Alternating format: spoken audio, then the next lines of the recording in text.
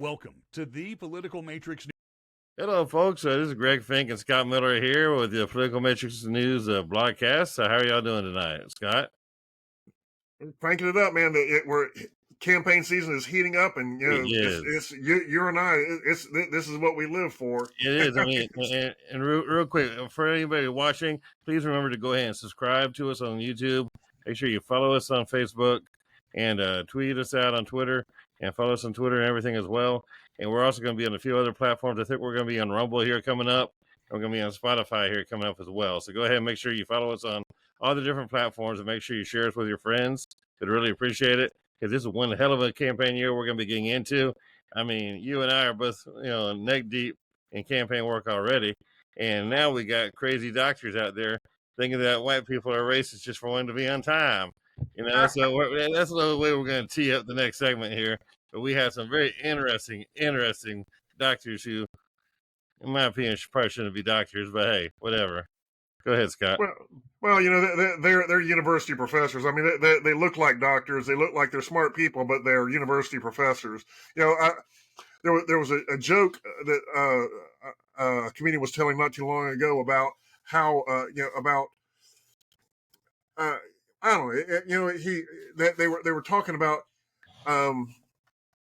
Where did they talk? So they were talking. It was a teacher, and he was talking about how history, how people aren't currently aware of old ancient history, and some of these people, especially the kids, probably weren't even alive when Nixon was killed. and who?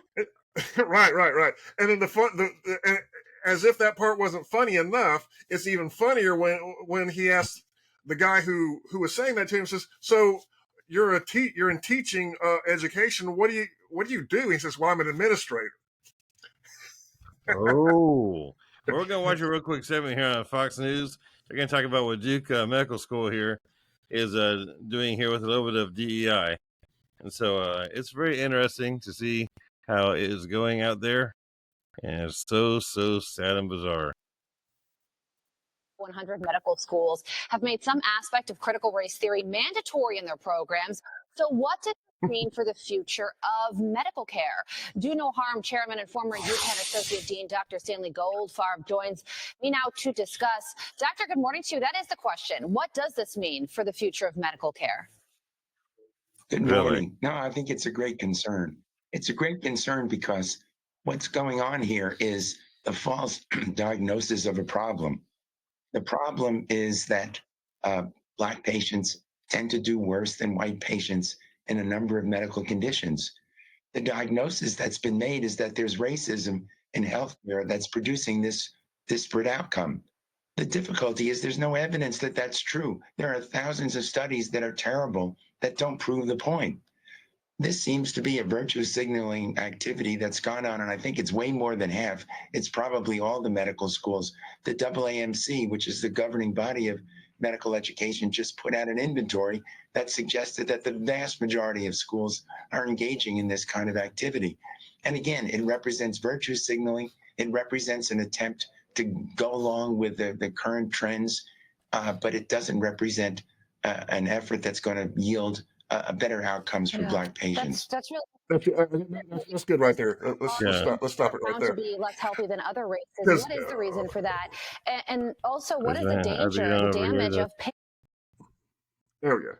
Because the video segment was good, but the article is even better because in the article that goes along with this video, they talk about how the medical school is dismantling racism and advancing equity, diversity, and inclusion.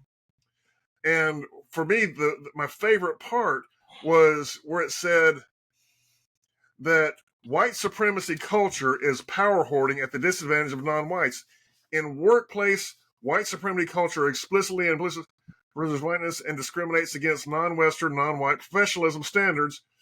God dang it, that's not our plan. Dismantling is created with an intentional, appropriate goal. Anyway, so basically what they're saying specifically is that our plan, come on, our local use. Anyway, so basically they were ascribing things such as timeliness, being on time, professionalism, and things of that nature They're being are racist. actually white, whiteness and White part of supremacy. white fragility and it's racism. That's ridiculous.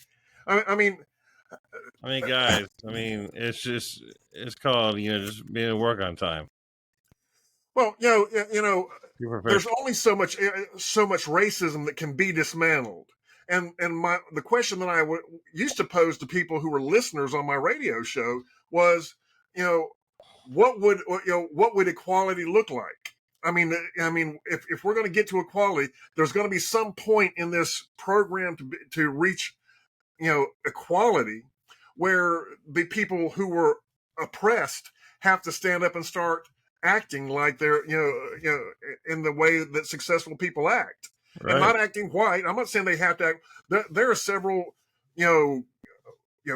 black commentators and all sorts of people that have very, very urban language. They don't necessarily use great grammar. They have very ethnic sounding voices, but they're very successful because they do the things that it takes to be successful. You show up on time, you meet your commitments, and you do whatever. When you don't do those things, you're not successful. And we can't. The rest of the world, the rest of the world can't do it for them. We can open the doors, but they have to walk through. If we artificially pull someone through, they're not going to be successful. And I think affirmative action proved that. I mean, the entire reality is that the behavior of being, not being on time and not being respectful or not being responsible or not being accountable, the entire behavior is non-racial. I mean, you're going to fail no matter what race you are. White, black, Asian, Hispanic, Latino, any race. I mean, you have to be able to get your head out of your butt and do the things correctly in society to make things prosper and to make things go the right direction. I mean, the bottom line there's is recipes for failure, there's recipes for success. And if you keep following the recipes for failure, you're saying that, you're failing because of racism. You're not. You're failing because you're following the recipes that everybody else, no matter what their race is, will fail to keep doing that. There's recipes for success, and it doesn't matter what race you are, those recipes will work through a lot of hard work. And I mean, there's no easy way. There's no easy way. I mean, there's people it doesn't fall out of the sky. And so, I mean, that's what people got to realize. This whole idea there's racism in medical care, that's just sick. I mean, it basically thinks we're back in Germany again. Well, I don't know that it's necessarily wrong to say that there's racism in medical care. There may or may not be. That's not the point of the article. I can't definitively say that there's not racism in medicine. What I can say is that being prompt and fulfilling your commitments, if people show up to work on, to collaborate on something, and you don't meet them there, eventually they're going to stop working with you. It doesn't matter who you are, what color you are, or what your background is. If they can't rely on you to be there on time to help them and have a respect for them to be on time, then they're not going to work for you. So you're going to get left behind when they go find someone who will. If that person may be black, that person may be white, that may be Asian or whatever. But it's not going to happen unless you fulfill your side of the bargain. Right. It's kind of what you tell me all the time. If you use the same kind of recipe, you're going to get the same kind of bread. The thing is, the whole idea here is to repeat ideas and actions that work. Do not repeat ideas and actions that don't work. And that's the hardest part that you and I both have a lot with campaigns, where we're talking to political campaigns. We've seen failure happen. We've been on losing campaigns. Losing campaigns are whenever you're outraised 10-1 or 50-1. Losing campaigns are whenever your candidate doesn't want to go door to door. Losing campaigns are whenever, basically they're afraid to ask for money. We know what losing is like. Whenever we tell the candidate not to repeat it, but they seem to just keep on wanting to repeat it because it's part of the weaknesses of human nature, it gets very, very frustrating because you and I both know from close hand what winning looks like. We've been on a lot of winning campaigns, and we've been on a lot of losing campaigns, and losing is really, really sucks. But you know what it looks like? You can actually smell it before it happens. Yeah. It's like napalm in the morning. It really is. I mean, you actually know exactly what it is. You can tell when a campaign is going. And so, I mean, it's the thing, and it has nothing to do with racism in that area either. And people always want to say it has to do with gender bias or racial bias or sexual bias or something like that in the world of politics. It has to do with working your ass off and being Yep. smart and being Yep. smart and have a good hard work ethic. There's no shortcuts.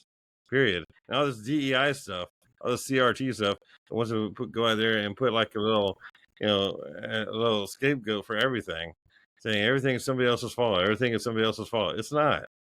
Man up, woman up, get your act together, and start, doing what you need to get done to get things done. If you do what you've always done, you'll get what you've always got. Exactly. And so I think we're going to go ahead and end this segment here real quick on the Political Matrix Newscast. Remember to subscribe to our channel here on YouTube. Follow us on Facebook. Like us on Facebook. Sorry. Follow us on Twitter. And look out for us on Spotify, as we're going to be coming on Spotify. And very soon we'll be coming to Apple Podcasts as well. And so that'll be probably in a month or so. But we'll be there as well. So you guys have a wonderful evening. Bye-bye.